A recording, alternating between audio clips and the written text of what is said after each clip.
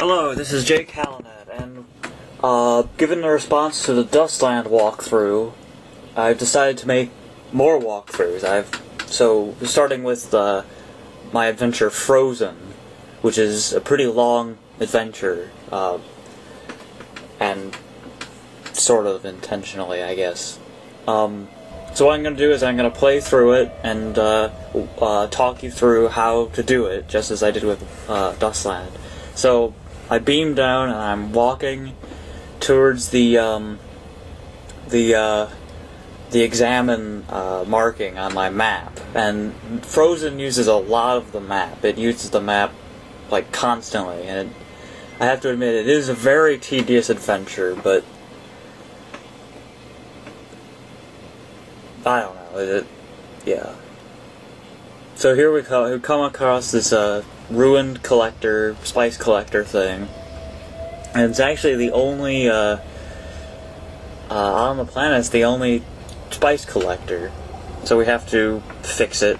And I examined it, and so it told me to find some parts. So I'm going off to collect parts, and here's one glowy part. So that's where one is. It's directly across from the crashed collector. And there's a spice geyser, pink spice geyser. And there's another one next to that pink spice geyser. They're all on the map, marked with those little Easter egg basket things.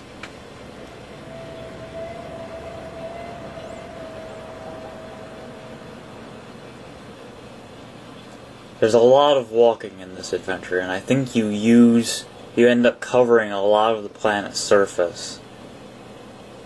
And the parts just went everywhere. And, this is actually my first and so far only adventure that, has no creatures whatsoever. And not only does it have no creatures, it has no vehicles. It only has buildings and gameplay objects, and of course where the captain is.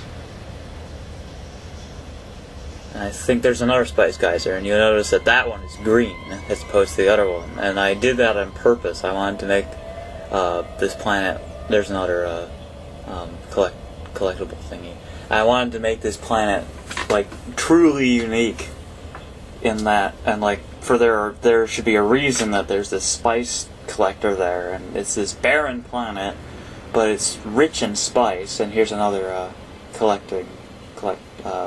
bolt thing, cap, whatever it is. Anyway, the planet's such a rich spice planet that this one collector is there, and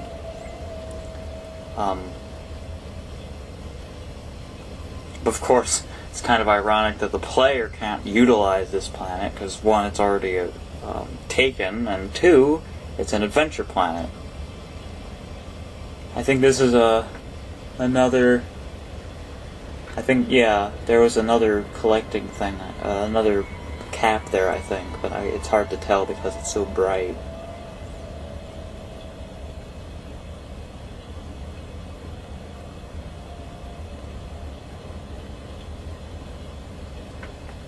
More walking.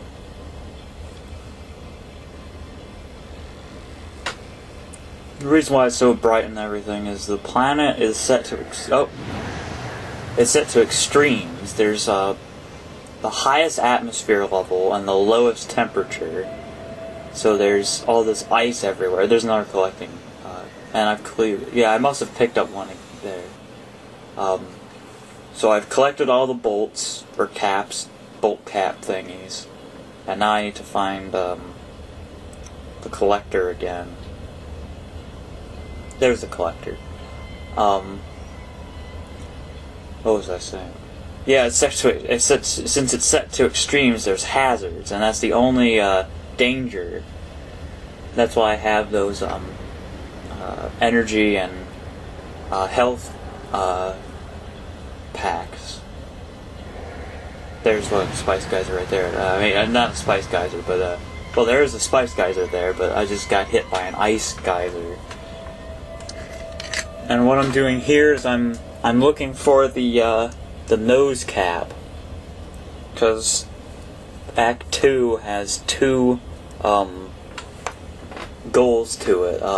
You have to collect the six bolt caps that flew off, and you also have to collect. You have to get the nose cap and bring it back to the collector.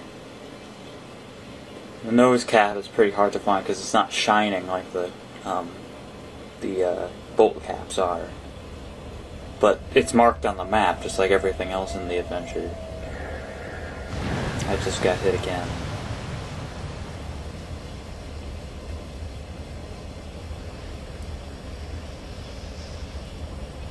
There it is. It's really hard to see.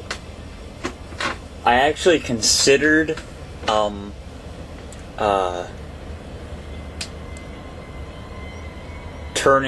making the goals invisible so the player had to wander around, but I'm glad I didn't do that, because playing through this adventure takes 20 minutes even if you know where everything is.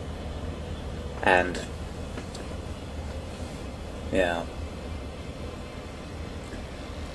Another thing about Frozen is that it exemplifies what I do with my adventures, all of my adventures. I end up using a lot of the planet's surface. I don't constrict the player to one small area and make that area as pretty as possible. I make it seem like you're actually beaming down to a planet. And in fact, the two of my adventures, Creature Scan and Biosphere Collapse, are based on missions from the space phase. So I gave the bolt cap, the nose cap, to the collector, and I got some health packs here. And now I need to find a booster. As I was saying, with my adventures I tend to use most of the planet. I have this open space, and there's a lot of walking, because I want to make it go back to the creature phase, and I want to utilize the fact that you can beam down to a planet again. You can walk around on the planet again, and so it ends up being like the creature phase, but you're outfitted and you can shoot things now.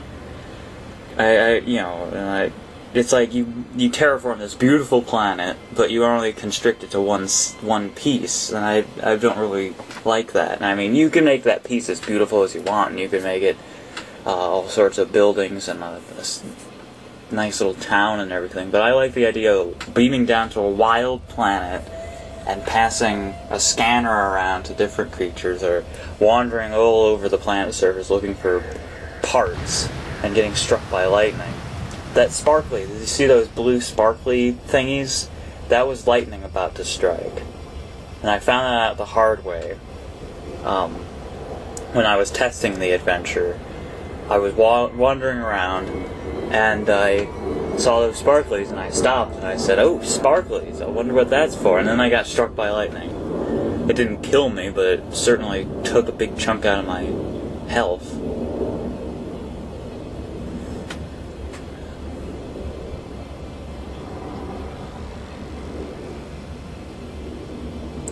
Yeah.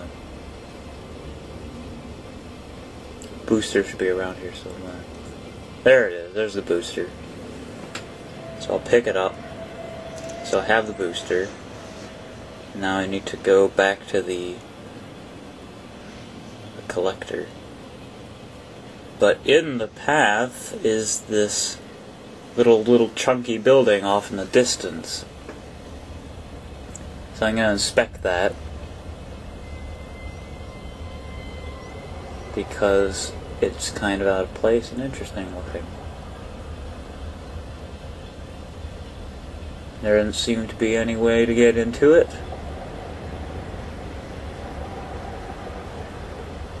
So I think I'm going to break it down, attacking it brick by brick to open it up, see what's inside.